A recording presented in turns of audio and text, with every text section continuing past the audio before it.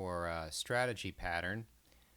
In this strategy pattern, we're going to pick from several different algorithms for implementing integration.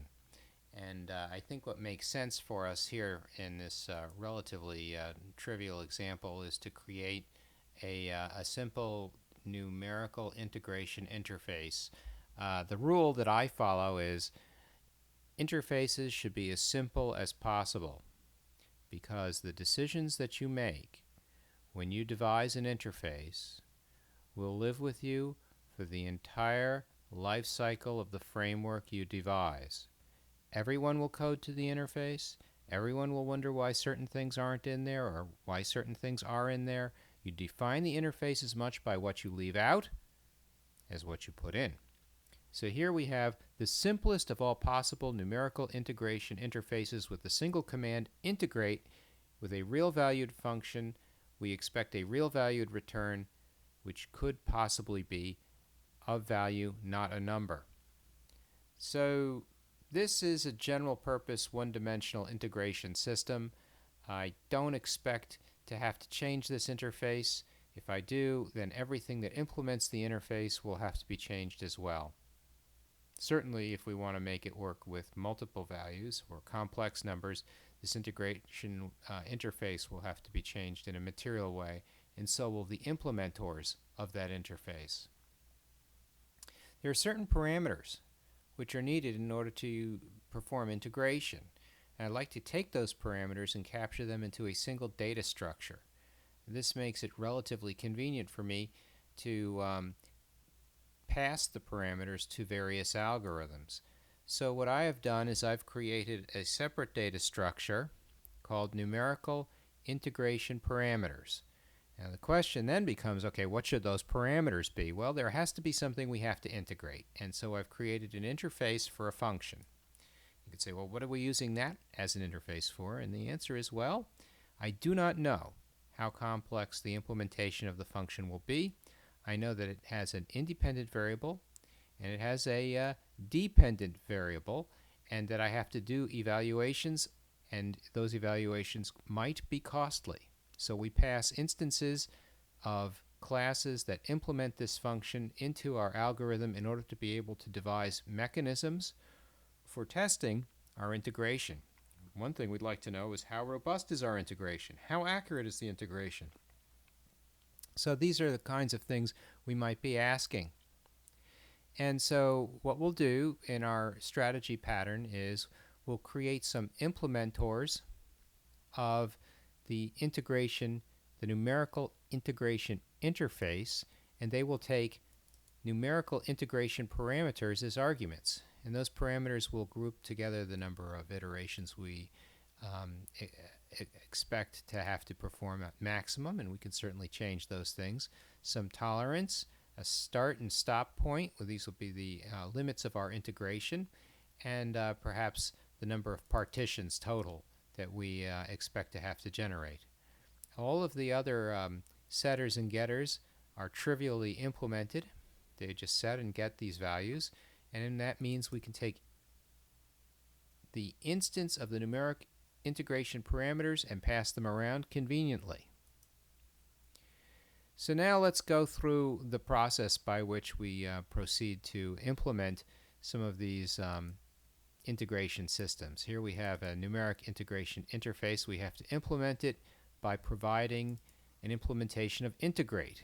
Using the trapezoidal method and some parameters, we can proceed to do this integration, and I won't bore you with the details on how to implement a trapezoidal integration. And here we can set those parameters, and we can get the parameters that we're using. If we decide we want to change our method of integration, we certainly can.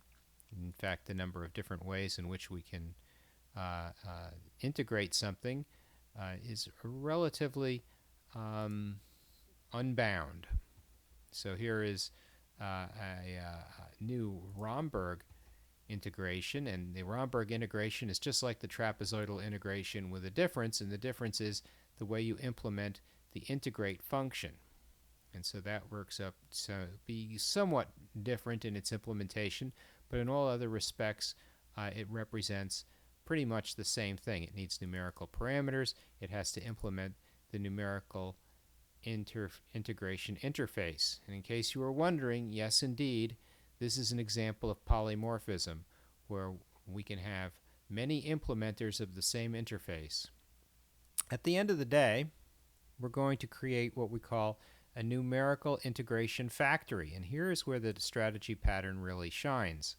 We pass in our numerical integration parameters, which we can set, and then when somebody wants to get a Romberg implementation for an integration algorithm, we set the parameters on Romberg and then return it, casting it automatically to the numerical integration interface. Similarly, we can do the same thing for a trapezoidal rule. And in fact, if we wanted to, we could probably get the Simpson's rule. As a matter of fact, let's try and do that right now. Suppose we take this clever little piece of code and paste it in and replace get trapezoidal with get Simpson. Get Homer Simpson. And now what we'll do is we'll pretend that the Simpson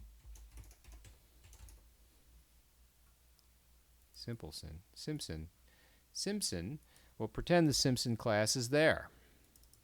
But in fact, it is not. So now the question is, well, what do we do? We'll create the Simpson class. We'll put it in our little numerics package.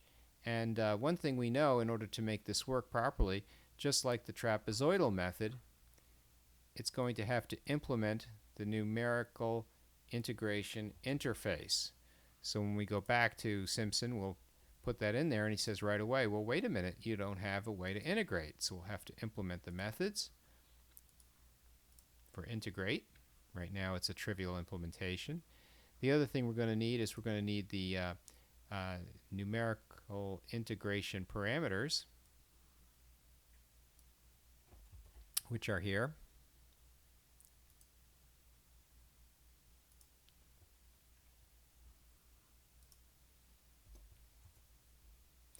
And we'll have to have setters and getters for these things. I can borrow the setters and getters from here.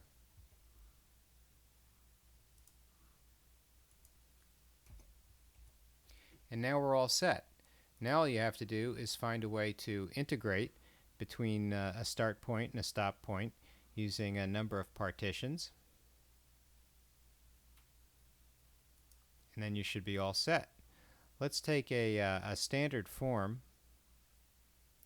for Simpson integration.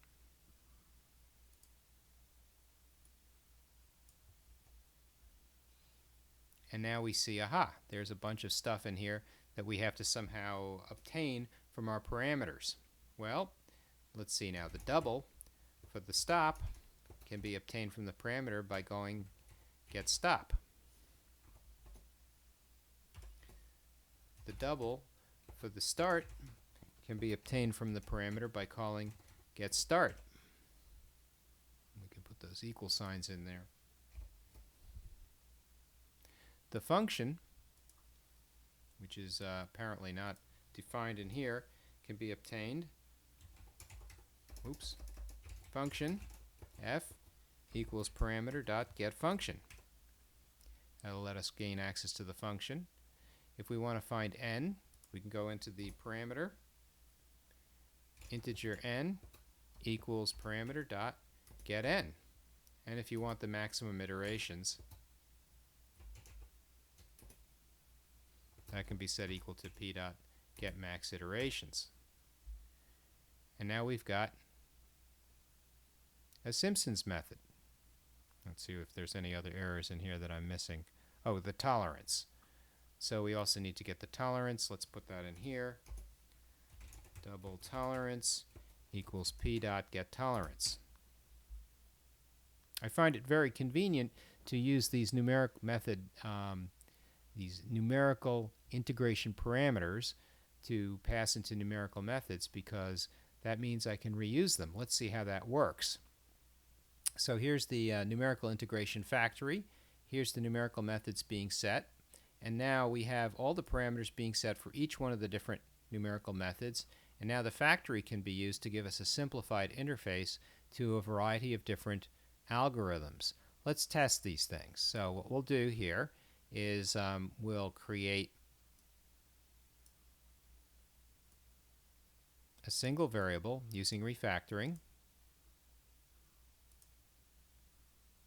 called integrate.